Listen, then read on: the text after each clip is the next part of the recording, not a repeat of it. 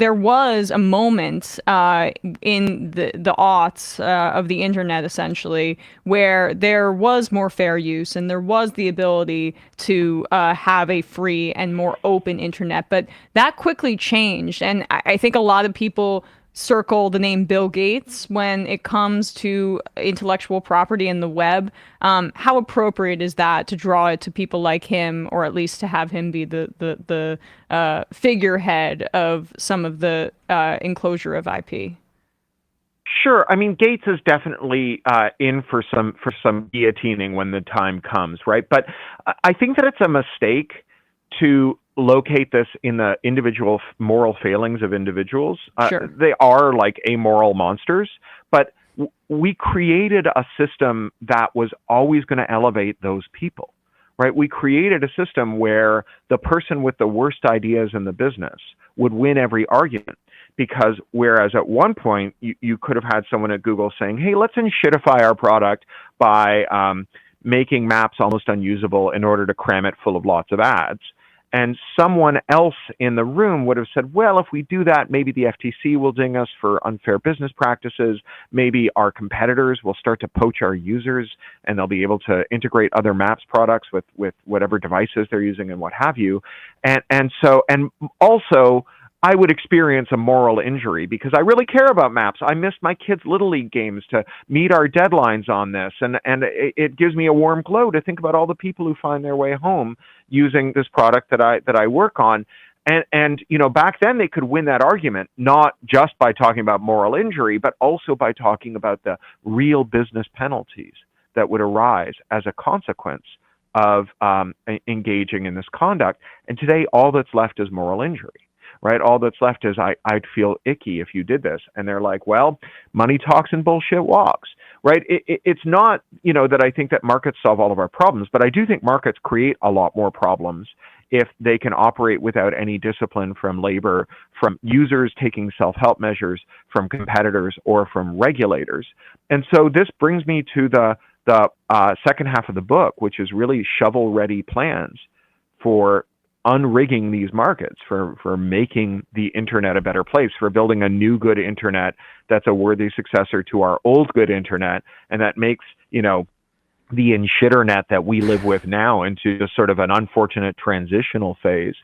And those remedies, yes, some of them are antitrust, for sure. And some of them are things like privacy remedies. And I think, you know, we underestimate, first of all, just how bad privacy law is in this country, but second of all, how politically potent a privacy platform could be. You know, this country has not passed a broadly applicable privacy law since Robert Bork. You know, during the Robert Bork hearings, someone leaked his video records to a newspaper in Washington, D.C., and we got to find out what he was renting. It wasn't even all that embarrassing. But this spooked Congress so badly that they passed a law that criminalizes leaking someone's video records. That's the last time we passed a broadly applicable law on privacy. And in the 25 years since, we have had this bonanza of privacy harms. And there are so many areas where people are really worried about privacy, right? You might be, and some of them are things I don't even agree with, right? Like some people might be, oh, well, TikTok is like an agent of the Chinese government and they're right. spying on military personnel. And if you're worried about that, yeah, sure. How about we just make them stop spying? Well, right? And maybe you're worried. Yes. That's just when you hear that, I mean, what screams to me is that's a meta lobbyist essentially freaking out about their losing some of their market 100%. share for Instagram. But I don't have to agree with them to agree that privacy would be good. And if they're on my side, then fine. Or if the people they've spooked are on my side. If you think that Instagram is making your daughter unhappy and giving her body positivity problems, well, that's all down to targeting. So let's end the targeting and we end the targeted manipulation. If you think Facebook is using big data to make your uncle a QAnon, well, that's all targeting too. Let's end that. If you're worried that your local newspaper is having 51 cents out of every ad dollar scooped up by Google or Facebook because they're doing surveillance advertising, let's ban surveillance advertising and switch to context-based advertising, where you, instead of auctioning off ad spots based on who's reading an article, you auction it off based on what the article's about, which is something that would always give more power to publishers than it does to advertisers, because while no newspaper, even the New York Times, is ever going to know as much about you as Google and Facebook know, no tech company will ever know as much about a publisher's content as the publisher themselves know. So there is this incredible potential coalition of parties who would say not privacy only, but privacy first. Like, let's fix the privacy area here and see if that doesn't make a big dent in all these things that we all care about, even if we don't all agree that they're problems. We all care about these problems sincerely, and we can make a difference here. So let's start to constrain tech. Let's pass meaningful labor, privacy, and consumer protection laws. And we're seeing this in the FTC suits against Facebook, the DOJ case against Google. We're seeing bipartisan action in Congress in a way that I think most people haven't even twigged to. Like, there's a law in the Senate pending, a bill rather, called the America Act, whose two main sponsors are Elizabeth Warren and Ted Cruz. Right? That is a very bipartisan consensus. Very rare we get that kind of thing. So that's stage two. Stage one, do antitrust. That's what we're getting right now.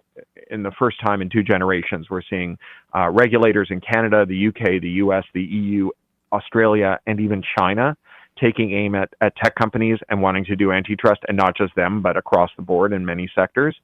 Step two, start enforcing privacy, labor, and fair dealing laws when we're dealing with these tech companies. And step three, restore the right of users and their proxies, be they startups or community groups or tinkerers or hackers or open source projects, to decompose these pre-feast menus where in order to talk to your friends on Facebook, you also have to be spied on by Facebook, into an a la carte menu where you install the blocker that says, yeah, I'm talking to my friends, but you don't get to spy on me, while we're waiting for these regulations to do their job, so that we're not just hoping that enforcers enforce the law that we have, or that lawmakers pass better laws, that we can also seize the means of computation and take our own measures. And my theory for how all of this stuff kind of coheres goes back to my arch nemesis, Milton Friedman, another court sorcerer of Ronald Reagan, who was a stone freak, because you have, in the post-New Deal world, this moment where we have more broadly shared prosperity than any time in American history, wildly imperfect, failing on gender and racial and sexuality lines, not protecting indigenous people as much as it could, but also like creating the base through which we have civil rights movements and gender equity movements and queer rights movements and crip rights movements and so on. And whereas some critics of this consensus are like, it's not going far enough, Milton Friedman was like, it's gone too far. We need to put it all back in a box. And people would say, like, Milton, people like, the prospect of their kids going to college or having a dignified retirement, or there being Medicare and Medicaid. How are you going to convince them to go back to being forelock-tugging plebs? And he would say, in times of crisis, ideas lying around can move from the periphery to the center. Our job is to keep these ideas lying around so that when the next crisis comes, these ideas can go from being impossible to being inevitable. And say what you will about Friedman, he was fucking right about that, right? That's how we got the world we're living in now. An oil crisis opened the opportunity for him. And if there's one thing that tech is giving us, it's a lot of crises. So, I like to think that now that Satan has taken Milton Friedman to hell and he's been down there since 2006, that when he hears his words in my mouth, he gargles a curse around that red-hot iron bar that's protruding from his jaw as the demons turn the spit. But you have to give him credit for having gotten this one right. And, why should we abandon this tactic that he has? So tech gives us all these crises. Every time the crisis emerges, we do the same thing we did last time, but harder, and hope for a different outcome. Producing these shovel-ready ideas, these imaginaries of how things can be better, I think is a way into the next step, which is demanding better the next time the crisis comes. Yeah. Well, Cory, I really appreciate that imagery, if nothing else. But the discussion was excellent, and I really hope people pick up your book. It's called The Internet Con: How to Seize the Means of Computation.